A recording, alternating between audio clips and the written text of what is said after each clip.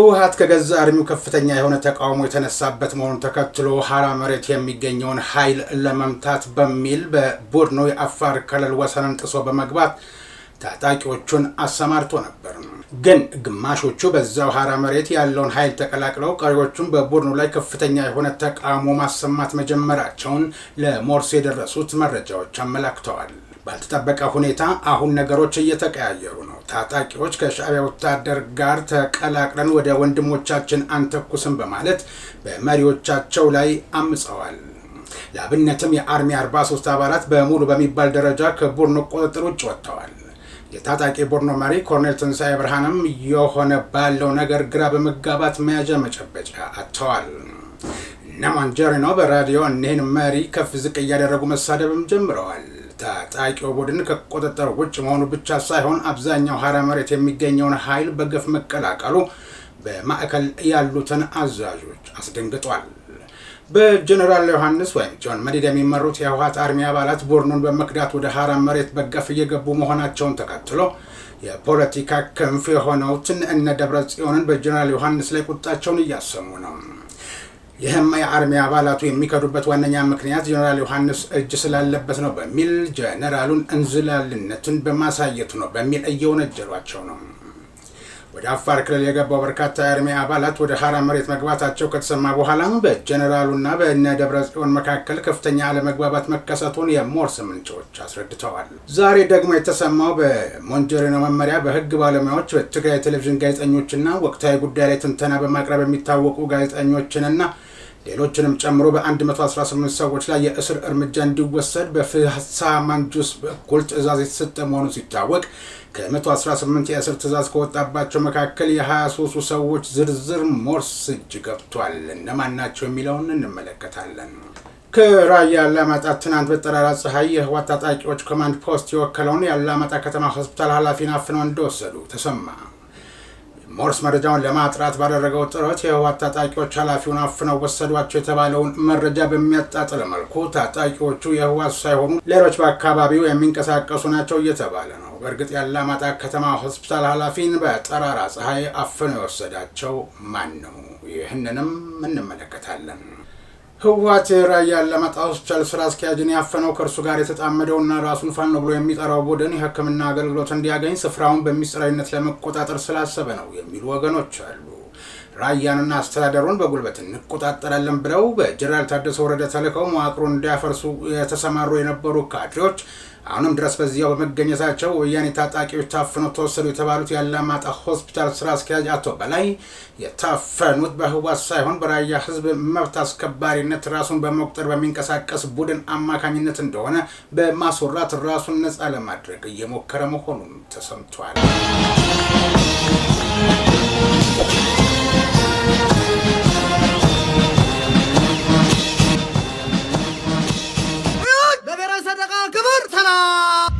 ጤና ይስጥልኝ። ይህ በሞርስ ኮሚኒኬሽን ተዘጋጅቶ ወደ እናንተ የሚደርሰው የዜና መርሃ ግብር ሲሆን የማክሰኞ ህዳር 2 ቀን 2018 ዓ.ም የሞርስ ዜና እነሆ ጀመረ። የተወደዳችሁ ቤተሰቦቻችን ላይክ፣ ሰብስክራይብ፣ ሼር በማድረግ አዳዲስ ቤተሰቦችን እንድናፈራ የበኩላችሁን አስተዋጽኦ እንድታደርጉ ላስታውሳችሁና ወደ ቀዳሚው ዜና ልሻገርም። ለ5 ቀናት ከጠዋቱ 3 ሰዓት እስከ ቀኑ 9 ሰዓት ድረስ የጥገና ስራ ለማከናወን የኤሌክትሪክ ኃይል ይቋረጣል ተባለ። የኢትዮጵያ ኤሌክትሪክ አገልግሎት የቴፒ ከተማ የመብራት መቆራረጥ ችግርን ለመፍታት የቴፒ ሚዛን 66 ኬቮ መስመር አስተማማኝ የኤሌክትሪክ አገልግሎት ለመስጠት የጥገና ስራ ያከናውናል። በዚህ መሰረት ከህዳር 2 ቀን 2018 ዓ.ም እስከ ህዳር 6 ቀን 2018 ዓ.ም ድረስ ለተከታታይ 5 ቀናት በኢትዮጵያ ሰዓት አቆጣጠር ከጠዋቱ 3 ሰዓት እስከ ቀኑ 9 ሰዓት ድረስ መስመሩ እንደሚቋረጥና ህብረተሰቡም ይህን በመገንዘብ ቅድመ ጥንቃቄዎችና ዝግጅት እንዲያደርግ አስታውቋል። የኢትዮጵያ ኤሌክትሪክ አገልግሎት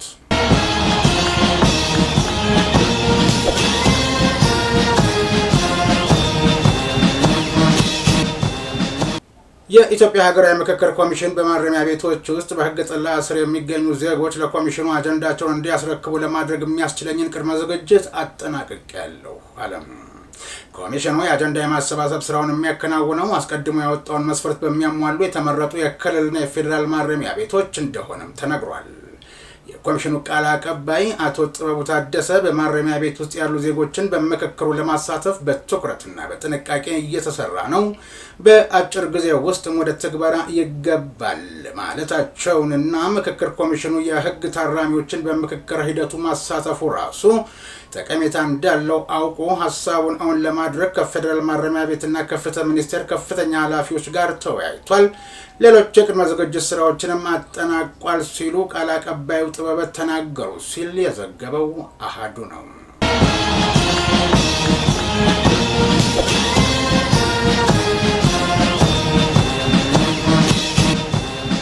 ብፁዕ ወቅዱስ አቡነ ማትያስ ቀዳማዊ ፓትርያርክ ርዕሰ ሊቃነ ጳጳሳት ዘኢትዮጵያ ሊቀ ጳጳስ ዘአክሱም ወዕጨጌ ዘመንበረ ተክለ ሃይማኖት አዲስ የተሾሙትን በኢትዮጵያ የቫቲካን አምባሳደር አቡነ ብራያንን በጽሕፈት ቤታቸው ተቀብለው አነጋገሩ።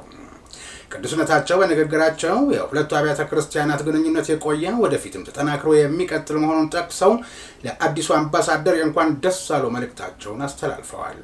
አክለውም ከካቶሊካዊት ቤተክርስቲያን ሊቀ ጳጳስ ሊዮ 14ኛ በአምባሳደሩ በኩል ስለላኩላቸው መልእክትም አመስግነዋል። ከዚህ ባሻገርም ቅዱስ ፓትርያርኩ ከካቶሊካዊት ቤተክርስቲያን ጋር በክርስቲያናዊ ሕይወት ለአህጉራችን ሰላም ለሁሉም ሕዝብ አብረን እንደምንሰራ አብረን እንደምንወያይ ለመግለጽ እወዳለሁ ብለዋል። አምባሳደር አቡነ ብራያን ከቅዱስነታቸው ጋር በነበራቸው ቆይታ በካቶሊካዊት ቤተክርስቲያን አዘጋጅነት የፊታችን የካቲት ወር ላይ በሚካሄደው የወጣት ካህናት ስልጠና ለኢትዮጵያ ካህናት እንዲሳተፉ የሚያስችል የግብዣ ደብዳቤ ለቅዱስነታቸው አስረክበዋል።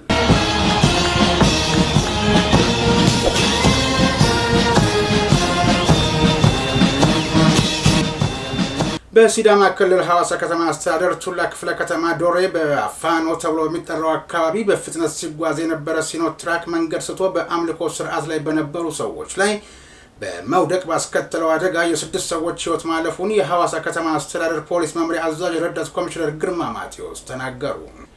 የሰሌዳ ቁጥሩ ኮድ 389991 የሆነ ሲኖትራክ ከሐዋሳ ከተማ ወደ ዶሬ ባፋኖ በመጓዝ ላይ እያለ ከቀኑ 10 ሰዓት ገደማ ቱላ ክፍለ ከተማ ፊንጫ ቀበሌ በተለምዶ ቤተ መንግስት ተብሎ በሚጠራው አካባቢ ሲደርስ መንገድ ስቶ በመውጣቱ በአምልኮ ላይ በነበሩ ሰዎች ላይ ወድቆ አደጋ ማድረሱን ረዳት ኮሚሽነር ግርማ ማቴዎስ አስታውቀዋል።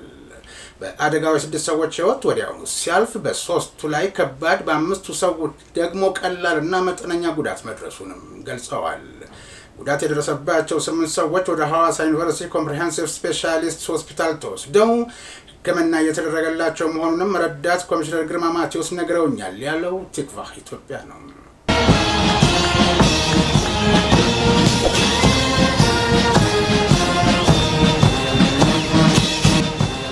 የሁለገቡ ከያኒ ጌትነት እንየው የ68ኛ ዓመት የልደት በዓልና የ43 ዓመታት የሙያ አገልግሎት የምስጋና መርሃ ግብር በኢትዮጵያ ብሔራዊ ቲያትር ተካሄደ።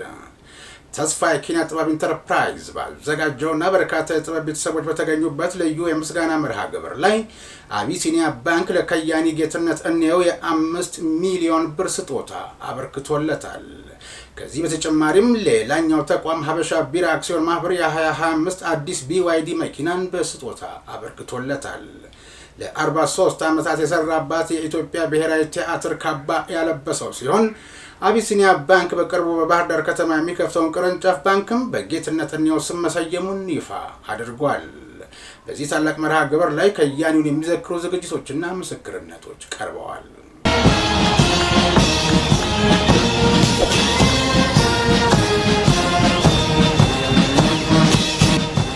የተወረዳቸው የሞርስ ቤተሰቦች በመግቢያ የነገርኳችሁን ዜናና ሌሎች ተጨማሪ መረጃዎችን በዝርዝር የምንመለከትበት ሰዓት ላይ ደርሰናል።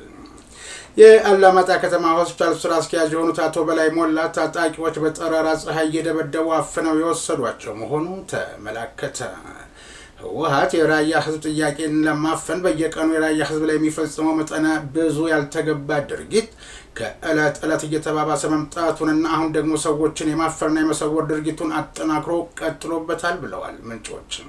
ህወሓት የራያ አላማጣ ሆስፒታል ስራ አስኪያጅን ያፈነው ከእርሱ ጋር የተጣመደውና ራሱን ፋኖ ብሎ የሚጠራውን ቡድን የሕክምና አገልግሎት እንዲያገኙ ስፍራውን በሚስጥራዊነት ለመቆጣጠር ስላሰበ ነው የሚሉ ወገኖች አሉ። ሌሎች ወገኖች ደግሞ የራሱንና የፋኖን ታጣቂዎች በቆሰሉ ጊዜ ሕክምና እንዲያገኙ የሚያደርገው በመቀሌ አንድ የግል ሆስፒታል ውስጥ መሆኑን እና ይህንን እድል የሚያገኙት በአመራር ደረጃ የሚገኙ ሲሆኑ ሌሎች ተዋጊዎች ግን በየአካባቢው በሚገኝ የሕክምና ተቋማት ውስጥ ነው በማለት ያስረዳሉ። ራያንና አስተዳደሩን በጉልበት እንቆጣጠራለን ብለው በጀነራል ታደሰ ወረደ ተልከው መዋቅሩን እንዲያፈርሱ የተመደቡ የነበሩ ካድሬዎች አሁንም ድረስ በዚያው በመገኘታቸው በወያኔ ታጣቂዎች ታፍነው ተወሰዱ የተባሉትን የአላማጣ ሆስፒታል ስራ አስኪያጅ አቶ በላይ የታፈኑት በህወሓት ሳይሆን በራያ ህዝብ መብት አስከባሪነት ራሱን እየቆጠረ በስፍራው በሚንቀሳቀሰው ቡድን አማካኝነት እንደሆነ በማስወራት ራሱን ነፃ ለማድረግ እየሞከረ መሆኑንም ተሰምቷል። ያም ስራ አስኪያጁ በማንም ይሁን በማንም መታፈናቸውና አድራሻቸው መሰወሩ የተረጋገጠ በመሆኑ በቅርበት የሚያውቋቸው አካላዊ ጉዳት ሳይደርስባቸው አትርፉለት ሲሉ ኮማንድ ፖስቱን ተማጽነዋል።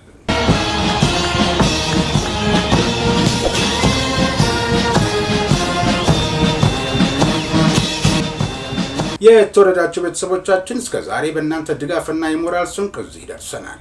አሁንም መቼም ድጋፋችሁና እገዛችሁ ያስፈልገናል። ላይክ፣ ሼር፣ ሰብስክራይብ ማድረጋችሁን አትዘንጉ። መልእክት ሰምተን ከተመለስን በኋላ ቀሪውን ዜና ወደ እናንተ እናደርሳለን። ጥቅምት 1900 የተነሳውን የጦር ኃይል ታሪካችንን ይዘን በዱላ ቅብብል ዛሬ ላይ ደርሰናል። ይህ ሞርስ ኮሚኒኬሽን ነው። የኢትዮጵያን ሉዓላዊ ግዛት እየጠበቀና እያስከበረ ዛሬ ላይ ያደረሰውን ትናንት ደሙን ያፈሰሰ አጥንቱን የከሰከሰውን እያመሰገንን ታሪኩን እየተረክን የፈጸመውን ጀብድ እየዘከርን ለዛሬው የጦር ኃይል ብርታት እንዲሆነው እያደረግን ለነገው ተተኪ ጀግንነትን እንዲወርስ ተግተን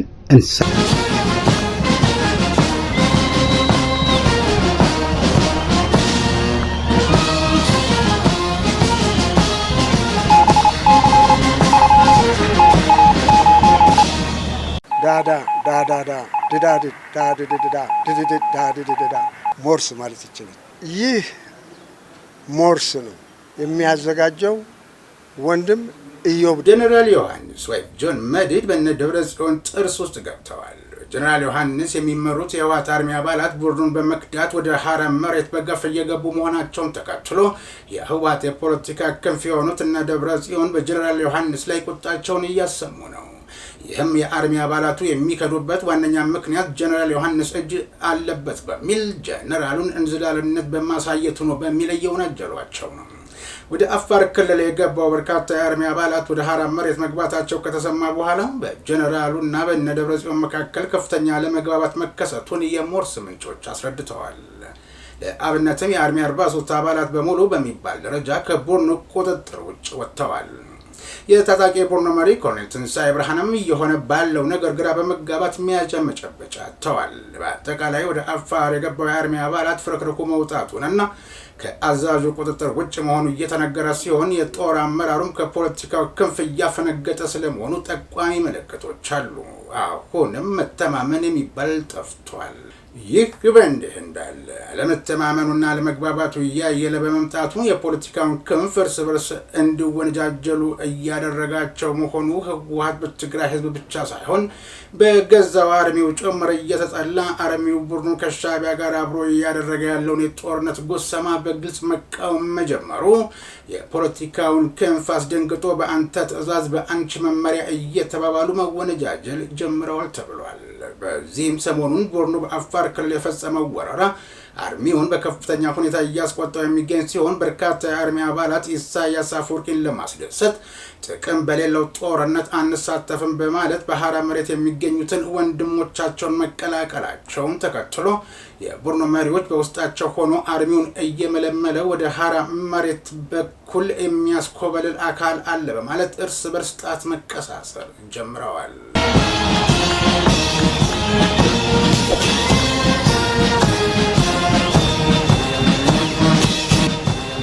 ኢትዮጵያ ጥንታዊ ሀገር ናት። ከአፍሪካ ቀድማ ዘመናዊ አገልግሎት ሰጪ ተቋማትን እየገነባች ሀገር ነች ሲሉ የኢፌዴሪ አየር ኃይል ዋና አዛዥ ሌተናል ጀነራል ይልማ መርዳሳ ገለጹ። ከነዚህ ተቋማት መካከል የኢፌዴሪ አየር ኃይል አንዱ መሆኑን ጠቁመው ተቋሙ ራሱን በሰው ኃይል፣ በውጊያ መሰረተ ልማትና በሌሎች ዘርፎች እያጠናከረ ነው ብለዋል። የዘንድሮ 9ኛ የአየር ኃይሉ የምስረታ በዓል ህዳር 21 ቀን በተለያዩ መርሃ ግብሮች በድምቀት እንደሚከበርም ሌተናል ጀነራል ይልማ መርዳሳ አነስተዋል። የምስረታ በዓሉ በተለያዩ ሁነቶችና ትርኢቶች እንደሚከበር ጠቅሰው የምስረታ በዓሉን ምክንያት በማድረግ ህዳር 21 ቀን ለአየር ኃይል እድገት በሙሉ አቅሜ እሮጣለሁ በሚል ሀሳብ በቢሾፍቱ ከተማ የ10 ኪሎ ሜትር ዓለም አቀፍ የጎዳና ሩጫ ይካሄዳል ተብሏል። በመግለጫው ላይ የተገኙት የቢሾፍቱ ከተማ ከንቲባ አለማየሁ አሰፋ የሩጫ ውድድሩን ጨምሮ ሌሎች ሁነቶች ለከተማዋ ገጽታና እድገት ከፍተኛ አስተዋጽኦ እንዳለው ተናግረዋል። የኢትዮጵያ አትሌቲክስ ፌዴሬሽን ፕሬዝዳንት ኮማንደር ስለሺ ስህን በበኩላቸው በዚህ የጎዳና ሩጫ ከተለያዩ ሀገራት የሚመጡ ተሳታፊዎችን ጨምሮ ከ25,000 በላይ ሰዎች የሚሳተፉበት የጎዳና ላይ ሩጫ በቢሾፍቱ በቋሚነት እንደሚዘጋጅም ጠቅሰዋል።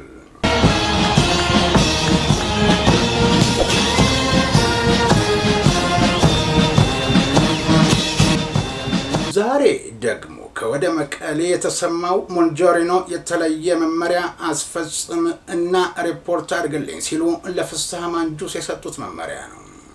የሞንጆሪኖ መመሪያ በህግ ባለሙያዎች፣ በትግራይ ቴሌቪዥን ጋዜጠኞችና ወቅታዊ ጉዳይ ላይ ትንተና በማቅረብ የሚታወቁ ጋዜጠኞችን፣ የተፎካካሪ ፓርቲ አባላትን እንዲሁም ሌሎችን ጨምሮ በ118 ሰዎች ላይ የእስር እርምጃ እንዲወሰድ የሚል መመሪያ ለፍስሐ ማንጁስ የሰጡት መሆኑ ታውቋል። ትዕዛዙን ለማስፈጸም በመፍጠን ላይ የሚገኙት ፍስሐ ማንጁስ ከሞንጆሪኖ የመጣውን የ118 ሰዎች ስም ዝርዝር እያገለባበጡ የሚቀድመውን እያስቀደሙ ለፖሊስ ለማስተላለፍ በተዘጋጁበት ቅጽበት የ23ቱ የስም ዝርዝር ከሞርስ እጅ ገብቷል።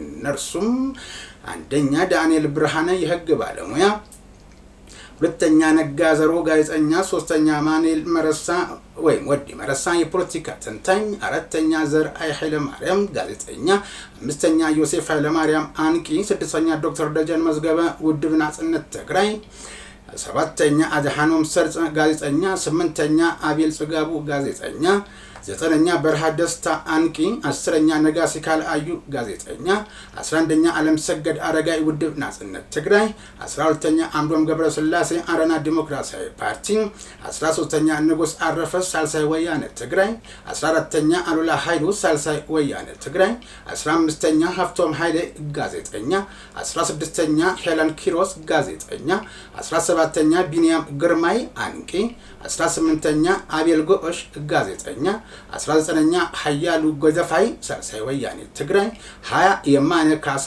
መምህር ዩኒቨርሲቲ መቀሌ፣ 21ኛ ገብረ ኢየሱስ ተህለ ዶክተር መምህር ዩኒቨርሲቲ መቀሌ፣ 22ኛ ተስፋይ ሀፍቴ ጋዜጠኛ፣ 23ኛ ዮሐንስ ብርሃነ ጋዜጠኛ ናቸው። የእነዚህ 23 ሰዎችም ይሁን የአጠቃላይ 118 ሰዎች የእስር ትዕዛዝ የወጣባቸው በምን ምክንያት እንደሆነ መመሪያና ትዕዛዙ ላይ ወንጀላቸው አልተመላከተም።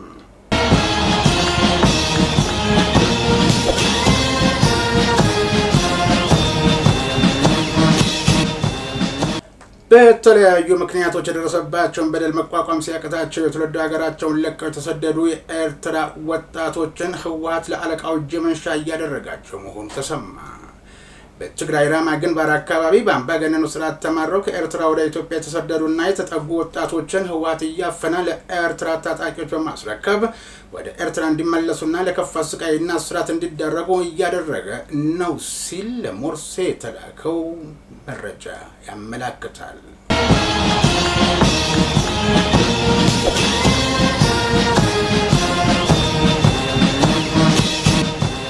ከውጭም የራስ ገዟ ሶማሌላንድ ሪፐብሊክ አስተዳደር ሶማሊያ ፌዴራል መንግስት ቪዛ በሶማሌላንድ ኢሚግሬሽን ድንበር ቁጥጥር አገልግሎት በኩል ተቀባይነት እንደሌለው በጻፈው ደብዳቤ አስታወቀ።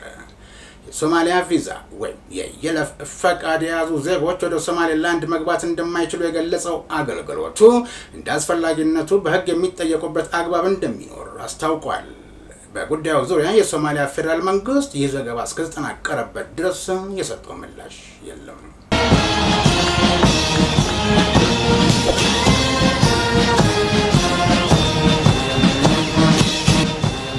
የተወደዳችሁ የሞርስ ኮሚኒኬሽን ቤተሰቦች የዛሬው የሞርስ ዜና እስካሁን ነበር። እናንተ ላይክ፣ ሰብስክራይብ፣ ሼር በማድረግ አዳዲስ ቤተሰቦች እንድናፈራ ስላደረጋችሁን ከልብ እናመሰግናለን። አሁንም እገዛችሁና ድጋፋችሁ ስለሚያስፈልገን ላይክ፣ ሰብስክራይብ፣ ሼር ማድረጋችሁን እንዳዘነጉ። የዛሬው የህዳር 2 ቀን 2018 ዓ.ም የዕለተ ማክሰኞ የሞርስ ዜና እስካሁን ነበር። በቀጣይ የሞርስ ዜና እንገናኛለን። እስከዛው ድረስ ጤና ይስጥልኝ።